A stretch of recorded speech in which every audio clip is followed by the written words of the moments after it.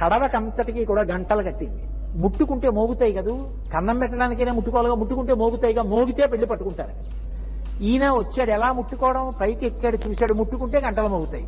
అమ్మో చాలా గడుసు గోపిక, ఏం చెయ్యాలనుకున్నాడు. ఆయన పరాత్పరుడు, ఆయన శాసనం చేస్తే ఏమైనా జరగాలి. ఓ గంటలారా మీరు మ్రోగకుడు. అలాగే స్వామి చక్కగా అందులో చెయ్యెట్టాడు, వెన తీశాడు, పిల్లలకెట్టాడు. ముందు అందరికీ పెట్టేస్తాడు, ఆఖరణ తంతింటాడు. అది ఆయన నిజాయితీ. ఆఖరణ తీసి ఇలా నోటి దగ్గర పెట్టుకున్నాడు, గనగన గనగన మోగి. అరే మిమ్మల్ని మోగద్దన్నాను, ఎందుకు మోగారన్నాడు. అయ్యా వాళ్ళకి పెట్టారు, మేము మోగలేదు. మీరు తింటే నైవేద్యం అలవాటు మాకు, గంట కొట్టడం నైవేద్యంలో, మీరు తింటే మోగేమన్నారు. ఎన్ని లీలలు, ఒకటా రెండా? మహానుభావుడు ఎంత అద్భుతాలు సృష్టించాడు.